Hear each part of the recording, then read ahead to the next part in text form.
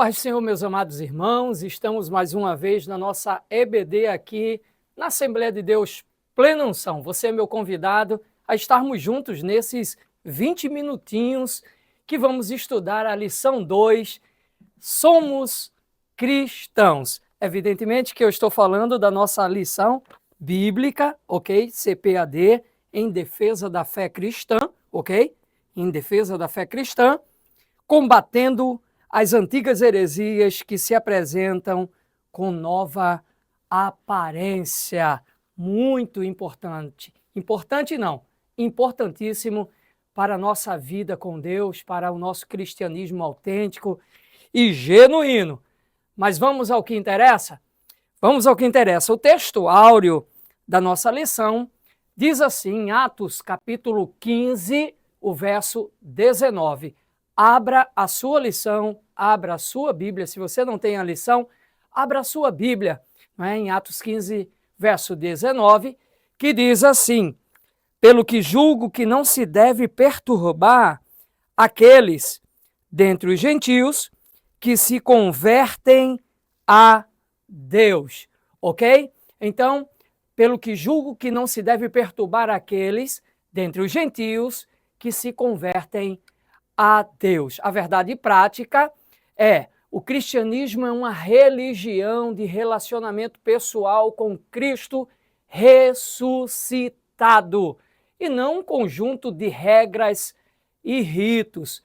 É claro que na nossa lição nós vamos ver um pouco mais na frente que quando o autor da lição diz que não é um conjunto de regras e ritos, ele está se referindo aos ritos e às regras judaizantes da lei de Moisés, tá? Por que eu estou falando isso para você?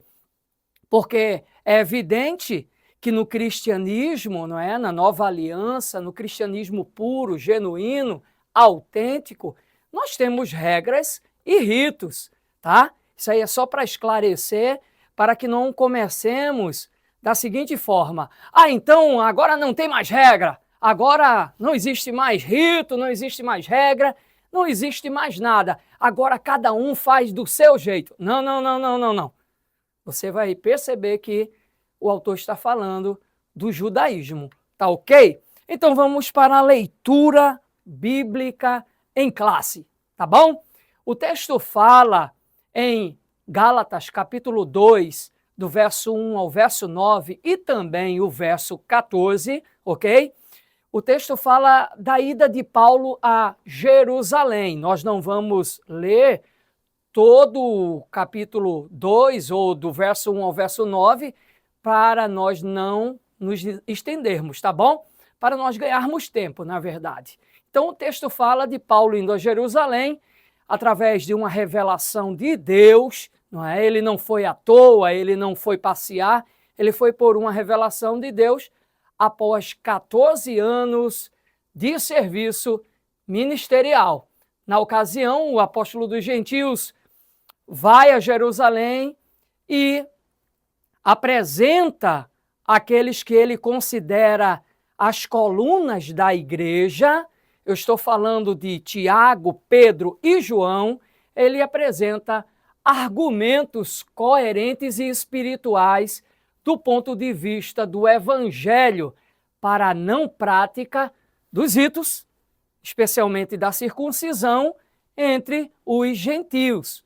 Entenderam? Então, Gálatas, do verso 1, Gálatas 2, do verso 1 ao verso 9 e o versículo 14, você é autoexplicativo, você vai perceber, você vai entender rapidamente que a preocupação de Paulo é fazer distinção. Olha, gente, isso aqui não é um judaísmo, não.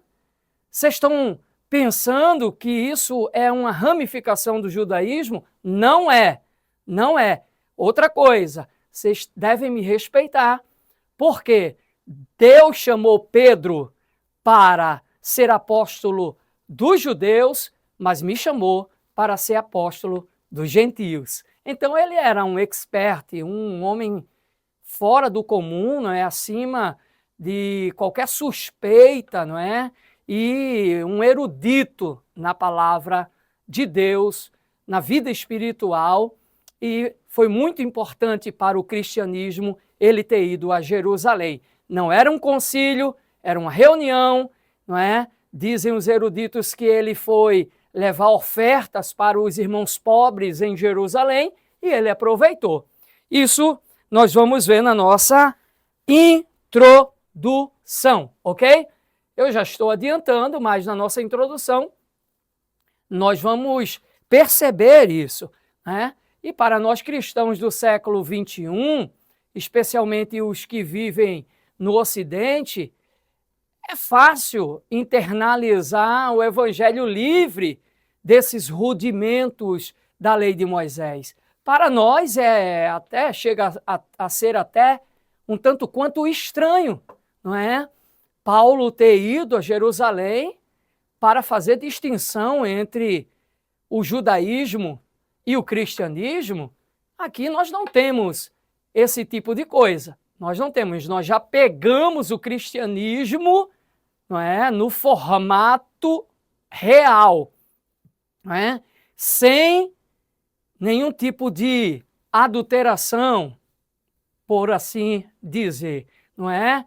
Sem regras cerimoniais, sem costumes e ritos judaicos, tá? Mas para os cristãos do primeiro século, isso se constituía um grande desafio, meus amados irmãos. Um grande desafio. Para a maioria deles, na verdade, o evangelho era mais uma ramificação do judaísmo, como outras ramificações. Nós não vamos adentrar, nós não vamos nos aprofundar. No entanto, quando vamos estudar sobre as religiões na época de Jesus, as ramificações do judaísmo, nós vamos encontrar ali os fariseus, os saduceus, os essênios, os herodianos, todos esses partidos políticos defendiam uma ramificação, defendiam um ponto de vista. A verdade é essa, não é? Um ponto de vista X ou Y da lei de Moisés, tá bom? Então, era responsabilidade dos principais apóstolos, não é? Pedro, Tiago e João, não apenas entender essa diferença, assim como é nossa responsabilidade hoje, mas aplicá-la, difundi-la e defendê-la, se caso fosse preciso. Olha que coisa interessante, aplicá-la, difundi-la e, se preciso for, defendê-la, não é? A fé cristã autêntica, genuína, dependia dessa postura para que o evangelho pudesse fluir, e não apenas fluir, não é? Mas alcançar os seus objetivos, trazendo salvação para não só os judeus, mas para todos os povos, ok?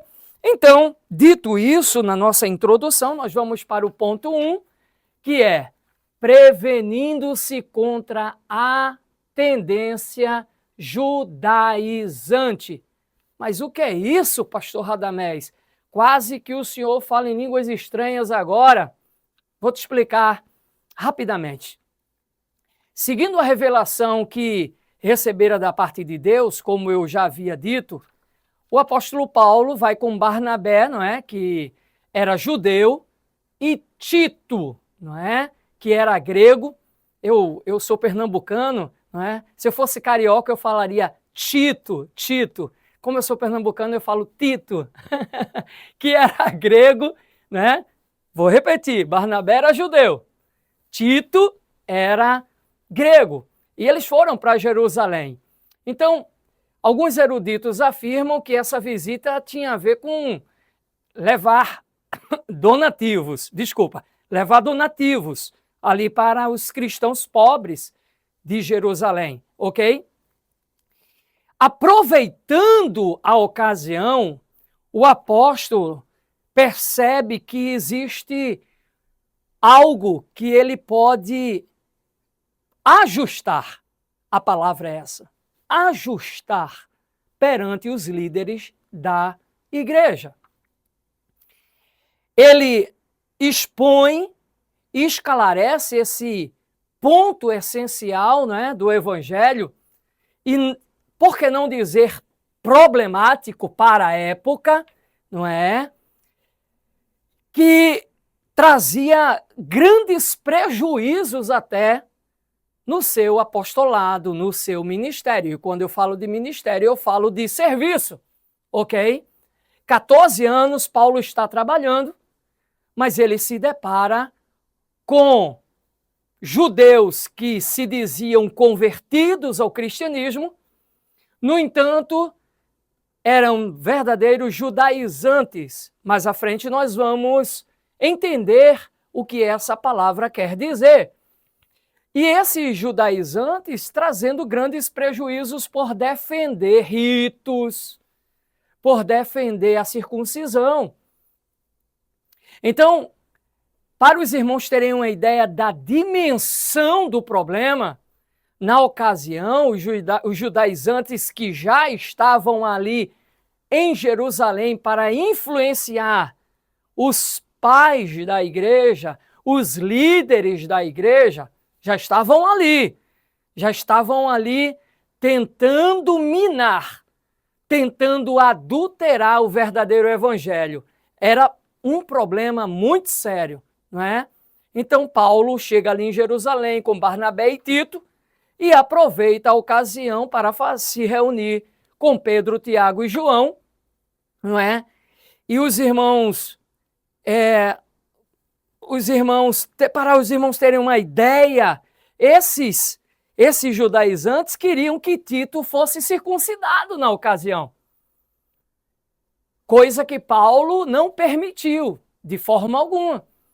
Paulo não permitiu e resistiu a eles ali e não permitiu de forma alguma que Tito fosse circuncidado. Se ele permitisse, é claro que ele estaria dando ocasião para os pais da igreja dizerem: Paulo, como é que você vem defender que o evangelho que Deus lhe entregou para os gentios não obedece os ritos judaicos, os ritos da lei de Moisés, e você permite que Tito, que é grego, venha circuncidar-se?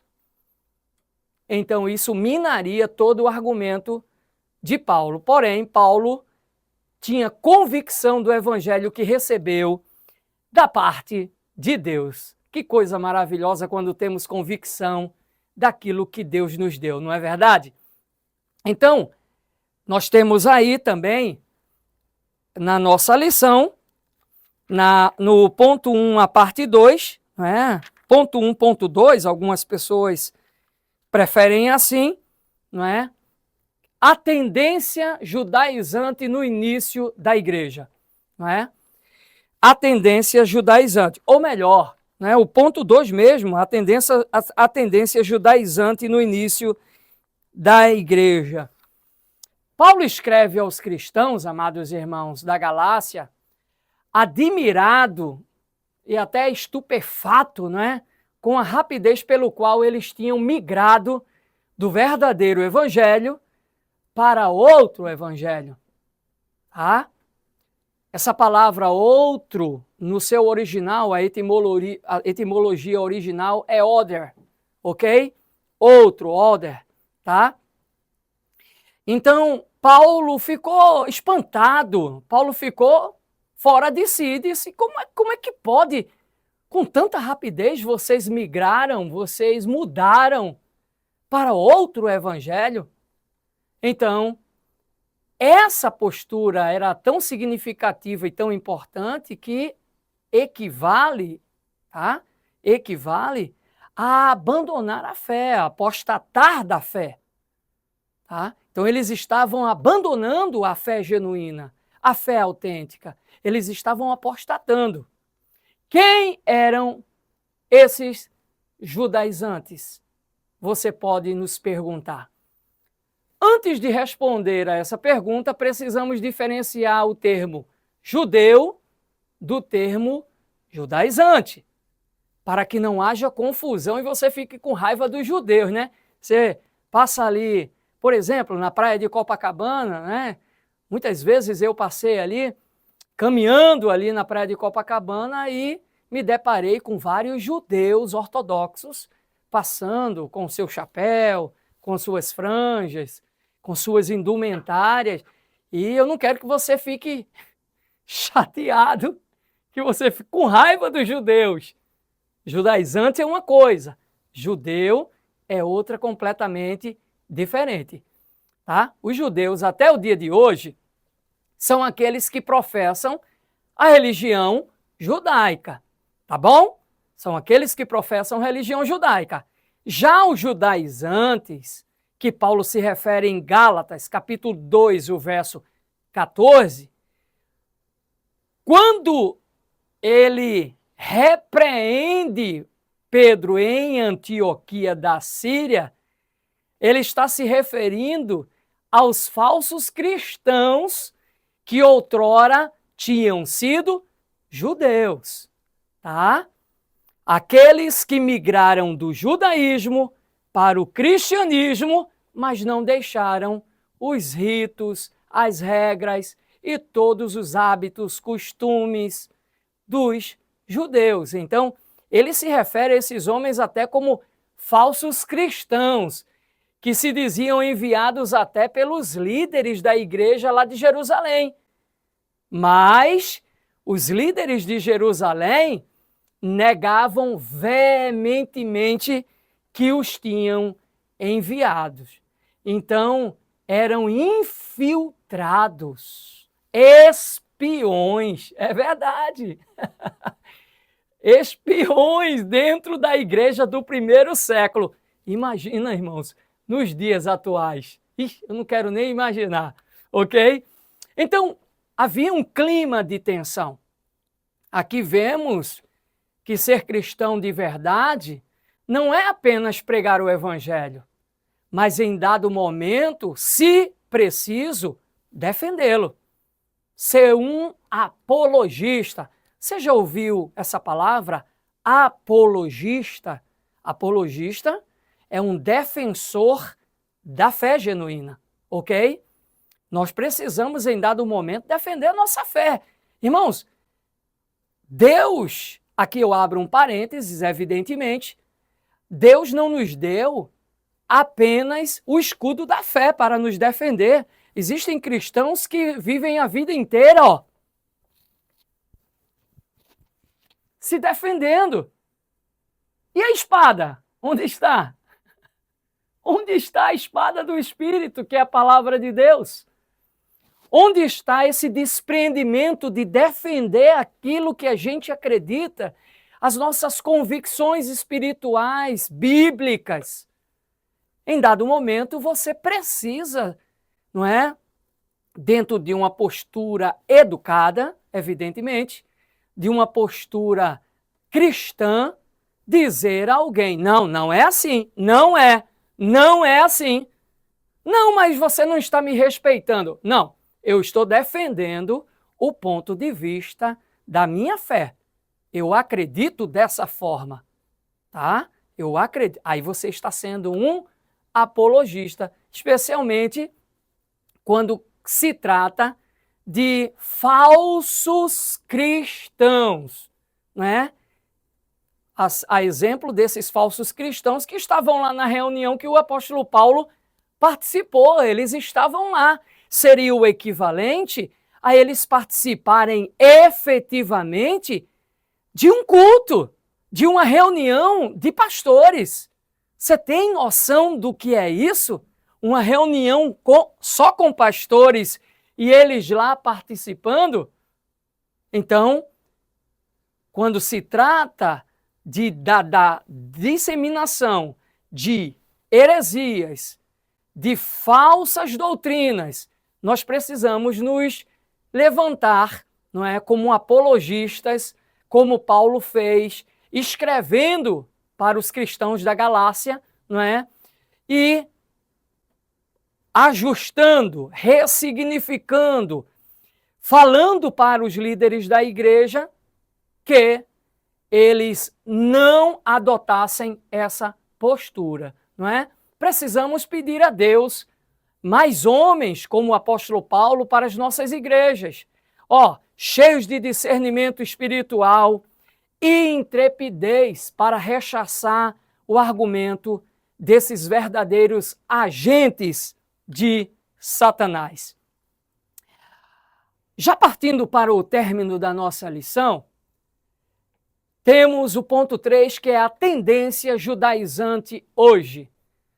Não teria muito significado falar do que aconteceu no primeiro século, com Paulo e a Igreja do Senhor, se nós não trouxéssemos, não é, as realidades que se aplicam para os dias de hoje.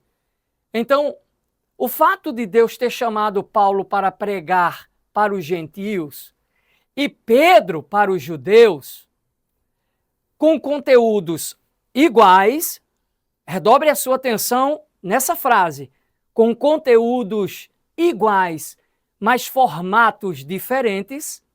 Pegou aí a frase? Conteúdos iguais, formatos diferentes. Não quer dizer nem de longe que eles pregavam dois tipos de evangelho. Não, não se trata disso.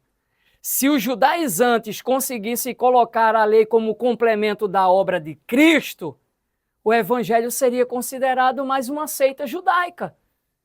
E nós nascemos nas entranhas do judaísmo, mas nós não temos nada a ver com o judaísmo, ok? Pastor Radamés, eu entendi tudo isso que o senhor falou. E hoje em dia existem cristãos judaizantes? Infelizmente, sim. Não é? Infelizmente, sim. A maioria, evidentemente, por pura ignorância, mas alguns nós devemos ficar plenamente atentos. E por que ficarmos atentos? Porque essas pessoas que, na sua maioria, são líderes de seitas, não é? Colocam elementos nessas seitas da cultura judaica para atrair os incautos, para atrair as pessoas que não possuem discernimento espiritual, que não conhecem a Bíblia Sagrada. A maioria, eu não posso dizer 100% porque toda generalização é burra, mas a maioria das seitas tem algum elemento dentro da cultura judaica, dentro do cristianismo. Isso serve para atrair as pessoas, não é?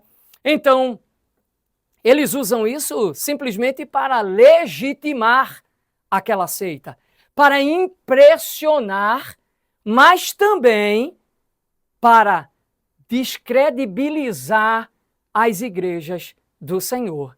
É mais ou menos assim, ó. Se é a igreja do Senhor, por que não tem aqui um menorá, um candelabro de 7 braços? Por que não tem lá? Desculpa, eu disse porque não tem aqui, né? Desculpa. Porque não tem lá um candelabro de 7 braços, que representa a presença do Senhor? Por que não guardam o sábado? Lá não é de Deus, não. Eles não guardam o sábado. Por que eles não observam as dietas exclusivas do judaísmo? Aqui a gente observa. Por que eles não observam as festas judaicas? Aqui a gente observa. Por que eles não usam o shofar? Não é sofá não, irmão. Sofá é aquele que a gente se senta lá para descansar. É shofar. É um tipo de trompa, né? Feito de chifre de carneiro, que servia para vários chamados, inclusive para a guerra, né? O soldado ia lá e... Aquilo ali se chama shofar, não é sofá, pelo amor de Deus. Uso do talit. ou talite, né, como alguns chamam, usado para oração, né? Eu tenho até um que me trouxeram para mim de Israel, está lá guardado em casa, mas eles usam para orar, para mostrarem-se mais santos, não é? É uma peça que parece um chale, muito bonita, por sinal, e tem escrito em hebraico, santidade ao Senhor. Mas para nós não tem significado algum. O uso do quipar, sabe o quipar? Aquele chapéuzinho redondinho que os judeus usam. Ah, aqui a gente usa, lá não usa. E, como eu disse, o menorá, o candelabro, a Arca da Aliança. Tem Arca da Aliança lá na tua igreja? Isso não tem nada a ver com o cristianismo. Isso aí é do judaísmo. Tá? Então entenda isso. Tem tabernáculo lá montado para você passar embaixo, a Shekinah de Deus, isso é judaísmo. Tem estrela de Davi, judaísmo. Tem incenso, judaísmo. E por aí vai. Então nós não somos judaizantes, nós somos cristãos. A nossa lição é: somos cristãos. Deus abençoe a todos em nome de Jesus. Até a próxima. Venha e participe da EBD aqui, a Rua Amaral 95, Assembleia de Deus, Plena Unção.